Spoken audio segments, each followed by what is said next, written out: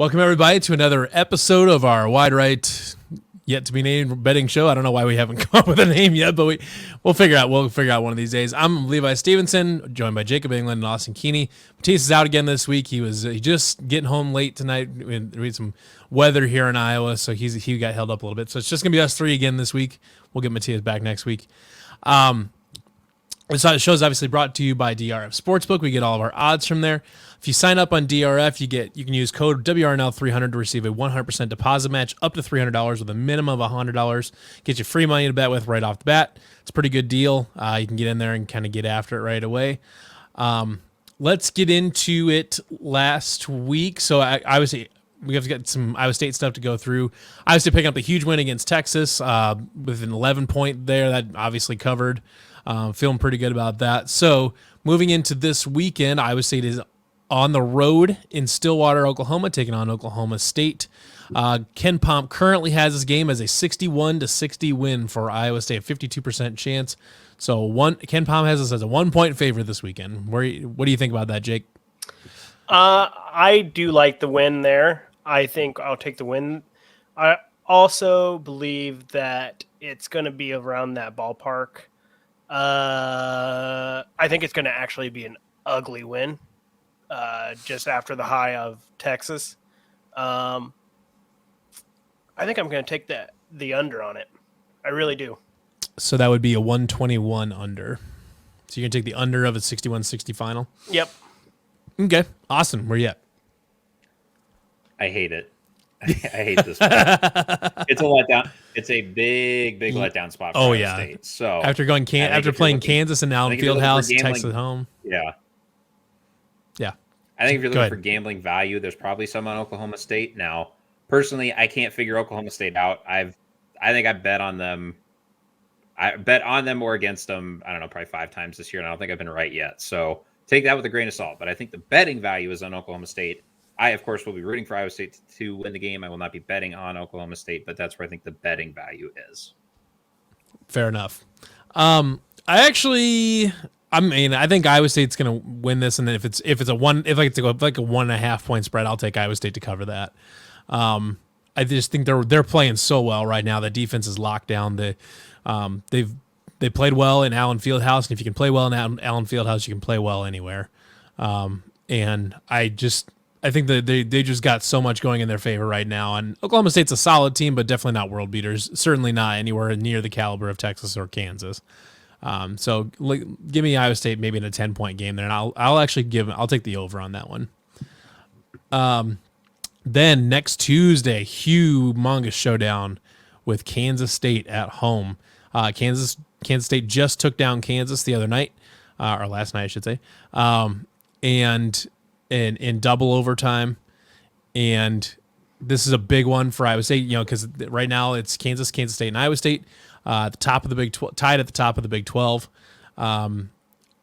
Austin, this is currently Ken Palm has us as a 6-point favorite, 70-64, so it's a 134 over under.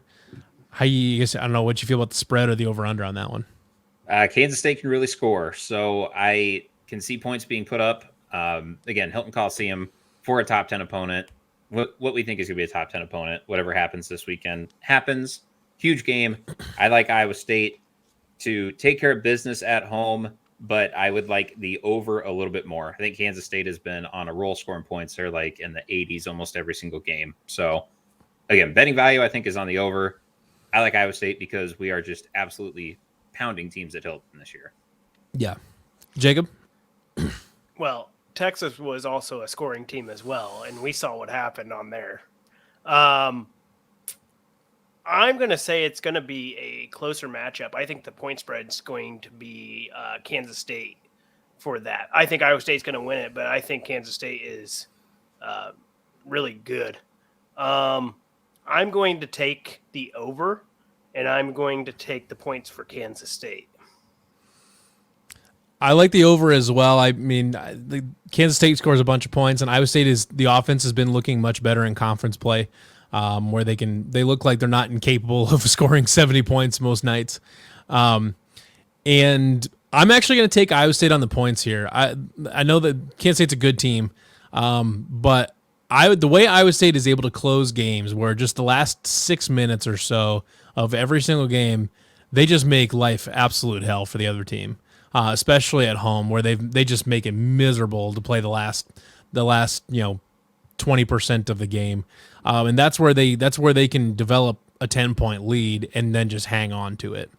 And I like that in this situation too. I think if they can take away Kansas State's big, if they can take away Marquise Noel and they can take away the other guy, Marquise Noel and Keontae Johnson. If they can take away Keontae Johnson, I think you're looking at them having quite a bit of issues, getting into the 80s or something like that. I mean, you have guys like Desi Sills that could go off or something like that. He had a good game last night. But I think this is going to be one where Iowa State's defense is really going to shine because Kansas State turns the ball over a bunch. They're not like egregiously so. They're at 18.8%, they are at 19.2%, which is 209th in the country. Meanwhile, Iowa State is still number 1 in the country at forcing turnovers. That looks to be a huge point of concern or a huge point of advantage for Iowa State looking into that one. I think that's a chance for the game to get to have higher tempo for an over and for Iowa State to pull away there at the end if they can force some turnovers and get some buckets there at the end to close the game out. Let's move on to our national bets. Most of this season we've been on NFL bets. So, Austin, where are you at with your first bet? What's your best bet for the week? Well, not your best bet, but what is your national bet that you're looking at? Yeah, I'm looking at a couple. I'm not sure how many people are going to like the Jags this weekend. I like the Jags plus 8.5 against Kansas City. What else? I think I like underdogs. Maybe a little bit too much actually. I like the Giants plus 7.5 against Philly.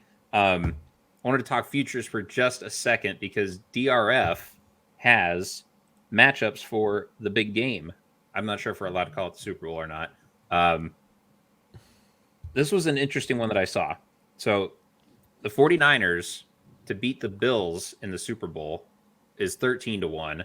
49ers to beat the Bengals in the Super Bowl is 25-1. I think I'd be tempted to just throw $20. Fun value there. I think I'd be tempted to throw $20 on both of them and just roll with it. And my methodology here though. So a few years ago in 2020, at the very, very beginning of the season, I put down I think it was like a $30 bet for Oklahoma to win the Big 12 title and like a $10 bet or something like that for Iowa State to win the title. Well, they both got there. And the way I figured it, the way the odds were at the time, I figured it so that if Oklahoma won, I would get my Iowa State bet back plus a little bit. And if Iowa State won, I'd get my Oklahoma bet back plus a little bit. So I ended up playing it really well there. So that's the way I would approach something like this. I think we all feel pretty good that the 49ers are probably the best team in the NFC. Right now they're easily the favorites to make it to the Super Bowl. And you're probably looking at either the Bengals or the Bills to make the Super Bowl because I think the Chiefs obviously could get there. But you're looking at 2 of your 3 probable opponents making it there for the Super Bowl. And if you like the 49ers, that's, like you said, that's tremendous value. Jacob, what is your bet? I actually saw that the Bengals versus the Bills, they only had a 48 points for total. I would press the over on that, like hard, especially how much those two could love to score. Mm-hmm.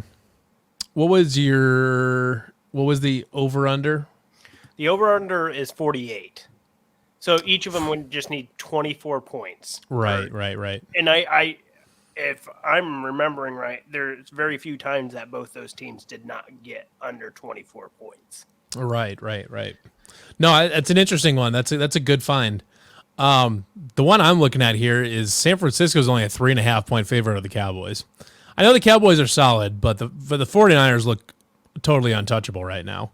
Yeah. I mean, to me that I don't like I hate using the word free money or the phrase free money because it's never free money, and every time you put free, you think it's free money, it just doesn't hit.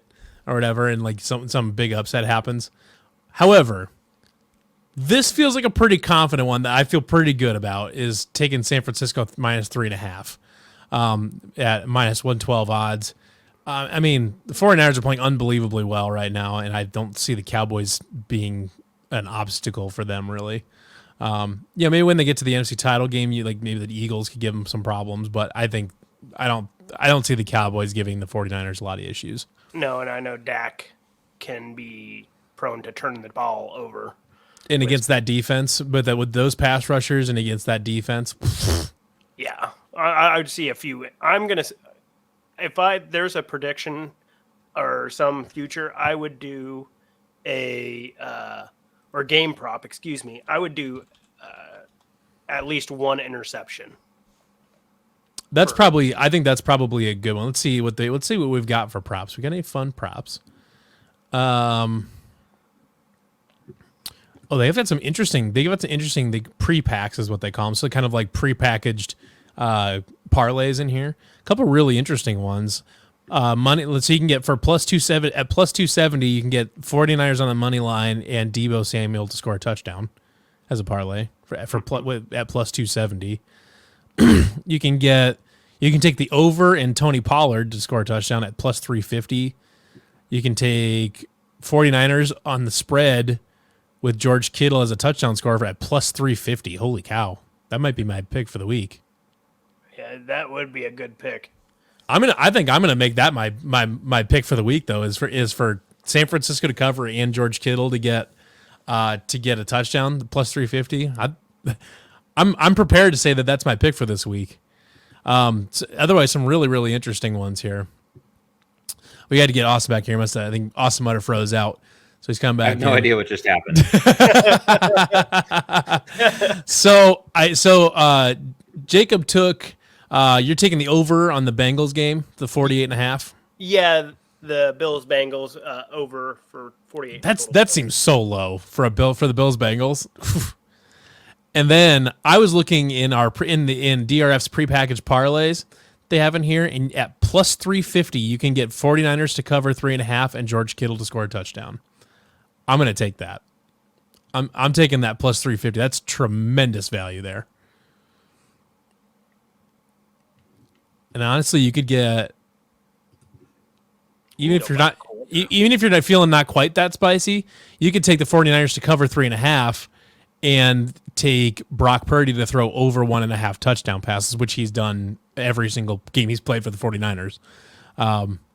So then you can get plus 190 odds on that one. I was trying to see if there was like any big odds that seemed like 49ers on, you said plus 700. You can get the 49ers money line and Christian McCaffrey to score the first touchdown. First touchdown's always a little bit dicey, but I don't know. Anyways, so let's make our pick for the week, and I think I'm just a spoiler alert. I'm gonna take the 49ers to cover that 3.5, and George Kittle to score a touchdown. I'm gonna take that parlay. Jacob, what do you got? I was actually going to go to the Bills and the Bengals again, but I was going to go with Josh Allen. Actually, Josh Allen. It's an over-under for passing yards at 265.5. I'm going to actually go over for 265. Okay. What's your odds on that? Minus 113. It's not bad. All right. Austin, what you got?